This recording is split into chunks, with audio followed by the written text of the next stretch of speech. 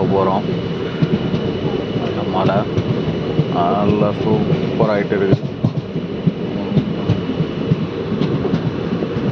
நல்லா ஸ்டார்ட் ஆகிடுச்சு. கேரளாவில் போயிட்டுருக்குங்க.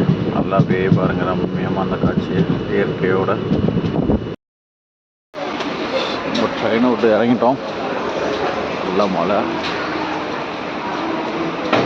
சூப்பராக இருக்குது. நல்ல மலை வெயிட் பண்ணிகிட்ருக்கோம். கேரளாவில் மழை வந்துட்டால் ரொம்ப சூப்பராக இருக்கும் ஜி. அந்த ட்ரெயின் போயிட்டுருக்கு.